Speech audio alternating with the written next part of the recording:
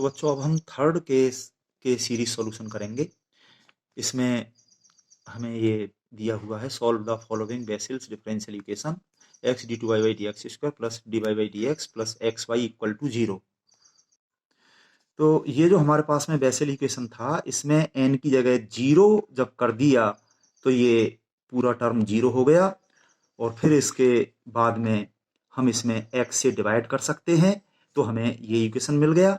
ये zero order का BECIL differential equation कहलाता है। वैसे तो ये सारे इक्वेशन सेकंड ऑर्डर के ऑर्डिनरी डिफरेंशियल इक्वेशंस हैं, पर ये बेसिल इक्वेशन में एक अलग तरह का ऑर्डर और यहाँ पे कहा जाता है, n की जो वैल्यू होती है उतना ऑर्डर, तो ये जीरो ऑर्डर का है। तो अपना मेथड लगा के हम और सवालों की तरह से इसको भी सॉल्व करेंगे। वो तो एंड में जाके केस बनते हैं। यहाँ पे हमने लिख लिया गिवन बेसिल्स डिफरेंशियल इक्वेशन, नंबर 1 डाल दिया, और s की वैल्यू निकालने के लिए इसमें y equal to x raise to the power m रख दी।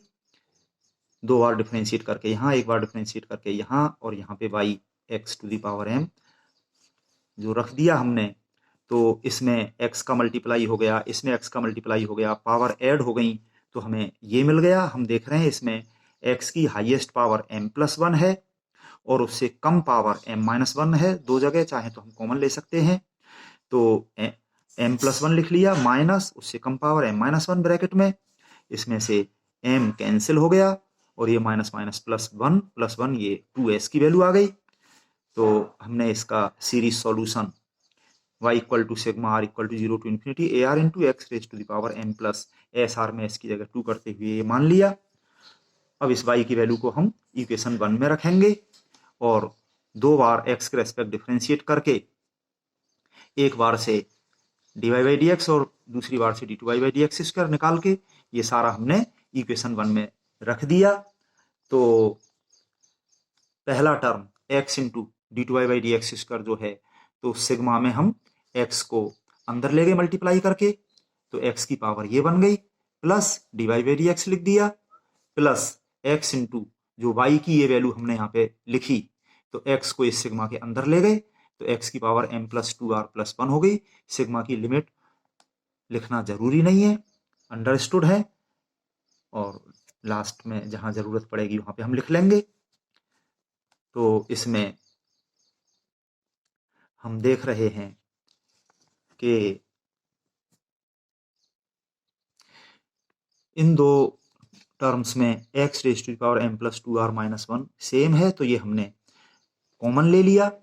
सिग्मा ए आर इधर, x की पावर का इधर, और ब्रैकेट में जो बचा इसमें तो m+2r इंटू m+2r मल्टीप्लाई करके ये होल स्क्वायर हो गया, -1 इंटू ये m+2r, क्योंकि इसमें बचा प्लस m+2r, बाकी सब हम ब्रैकेट से बाहर लिख चुके हैं, तो ये m+2r कैंसिल हो गया, और ये वाला टर्म हमने एज इट उतार लिया, तो ये बन गया हमारा, केवल इसमें m+2r² बचा इंटू ये x raise to the power m+2r-1 plus ये टर्म एज इट उतार लिया, और इस पे हमने इक्वेशन नंबर 3 डाल दिया। ये हमारी लास्ट लाइन है इस चीज की। लिमिट भी लगा ली r equal to 0 to infinity दोनों जगह।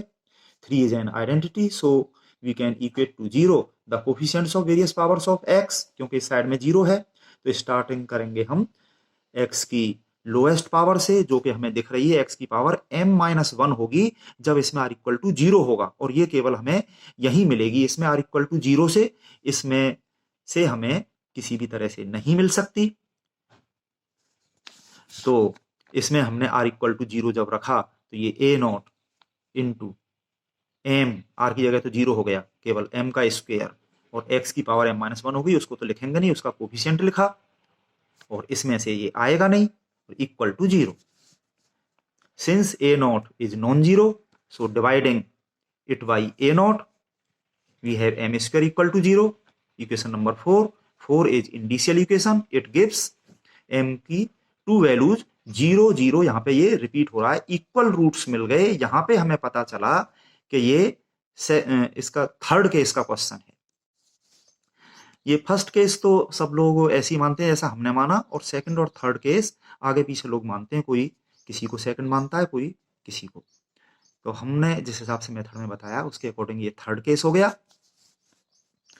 अब हम जनरल टर्म ले लें, एक्स की पावर यहां से देख के या तो ये वाली ले लें या ये वाली ले लें, तो हम ये वाली लेते आए हैं। इसमें जो होती है तो इसमें आर की जगह आर ही करते हुए एक्स की पावर इतने का कोफिशियंट ये हमने उतार लिया, a r into m plus two r whole square, plus यहां पे एक्स की पावर इतनी बनाने के लिए जब इसमें आर की जगह आर माइनस वन होगा तो plus two r minus two plus one, तो ये वाली पावर हो जाएगी। तो इसमें आर की जगह आर माइनस वन करते हुए ये हमने लिख लिया प्लस इतना इक्वल टू जीरो। इसको माइनस करके इधर पहुंचा दिया, इतने से डिवाइड कर दिया, तो ये हमें रिलेशन मिल गया। और अब इसमें हम r equal to one two dot dot and so on ये रखते हुए A1 A2 एटसेट्रा की values in terms of a not निकालेंगे। तो आर की जगह वन रख के हमें ये मिल गया, आर की जगह टू रख के हमें जो ये मिला। फिर इसमें A1 की वैल्यू जो यहाँ पे निकली है इस वैल्यू को यहाँ पे रख के ये minus minus plus A not के टर्म्स में ये मिल गया dot dot and so on. इसी तरह से हमें और आगे की वैल्यू मिल जाएंगी। वैसे सिमेट्री भी बन रही है तो ज्यादा लिखने की जरूरत नहीं है। अब इन वैल्यूज को हम टू में रखेंगे। टू हमारे पास में ये है जो सीरीज सॉल्यूशन हमने माना था। इस सिग्मा को एक्सपेंड करके हमें ये मिल गया। तो इन वैल्यूज को हम इस टू में रख देंगे। तो y equal to x to the power m bracket से बाहर ए नॉट प्लस A1 की ये वैल्यू हमने रख दी minus a naught upon m plus two whole square into x square plus A2 की ये वैल्यू हमने यहाँ पे रख दी into x to the power 4 plus dot dot up to infinity. इस पूरे में से ए नॉट कॉमन आ रहा है जो कि हमने ब्रैकेट से बाहर लिख लिया। तो हमारे पास में y की ये वैल्यू मिल गई, इस पे नंबर 7 डाल दिया। अब इसमें हम m की वैल्यू रखेंगे जो कि हमारे पास में केवल जीरो है, जीरो ही दो बार आया है, रिपीट हुआ है, इक्वल रूट्स हैं। तो जब इसमें हमने m की जगह जीरो रख दिया, इस पूरे में जहां जहां भी m है m की जगह जीरो रख दिया, तो हमें ये मिल गया जो कि एग्जिस्ट कर रहा है। तो ये पहला सॉल्यूशन मिल गया, इसको हमने y1 नाम दे दिया। अब दूसरा सॉल्यूशन यहाँ पे कैसे मिलेगा, m की तो एक ही वैल्यू मिली हमें जीरो, तो इसके लिए हम अलग तरह से करते हैं। For second solution differentiating this 7 with partially with respect to m we get del y over del m। ये a नॉट तो कांस्टेंट है, इसको हम बाई पार्ट्स करेंगे। ये इसका डिफरेंशिएशन कर दिया m के रेस्पेक्ट, तो xm इंटू लॉग एक्स आ गया इंटू ये ब्रैकेट सेम प्लस अगली बार हम इसको एज इट रख लें और इस ब्रैकेट का differentiation partially with respect to m कर रहे हैं। m के अलावा बाकी सारी चीजें कांस्टेंट की तरह से हैं। यहाँ पे इस जगह x भी कांस्टेंट की तरह से काम कर रहा है, a नॉट तो ये कांस्टेंट है ही। तो ये 1 का differential zero minus x square constant की तरह से, ये इसकी पावर अगर हम ऊपर से देखें तो माइनस टू है, डिफरेंशिएशन में पावर माइनस टू आगे आ गई तो ये माइनस माइनस प्लस टू हो गया और उस पर पावर हो गई m प्लस टू की माइनस थ्री जो कि अपॉन में लिख लिया हमने 3। अगले टर्म में ये x4 हमने यहाँ पे लिखते हुए ब्रैकेट के अंदर 1 अपॉन इतना जो है इसको किया बाई पार्ट्स डिफरेंशिएट। तो पहले m प्लस टू की पावर जो माइनस टू है डिफरेंशिएट करके पावर माइनस टू आगे आ गई और इस पे पावर माइनस थ्री हो गई जो कि अपॉन में ऐसे लिख लिया और ये वाला एज इट प्लस ये वाला हमने एज इट लिखा और इसकी पावर माइनस टू आगे आ गई डिफरेंशिएशन करने में और पावर माइनस थ्री अपॉन में 3 इस तरह से लिख लिया। इसके बाद में ये माइनस डॉट डॉट इसी तरह से आगे आ जाएंगे। इस पे हमने नंबर 9 डाल दिया। अब इसमें जब इस पूरे में m की जगह हम जीरो रखेंगे तो हमें मिलेगा second solution. Del y over del m में m इक्वल टू जीरो रख के a नॉट इंटू एक्स की पावर जीरो 1 हो गया, लॉग x लिख लिया इंटू इस पूरे ब्रैकेट में m की जगह जीरो रख दिया। तो हमें वही ब्रैकेट मिला जो कि y1 में है प्लस a नॉट एक्स की पावर जीरो तो 1 हो गया और इस पूरे में m की जगह जीरो रखते हुए हमें ये मिल गया और इस सेकंड सॉल्यूशन को हमने y2 मान लिया और हम चाहें तो इसको y1 के टर्म्स में लिख सकते हैं।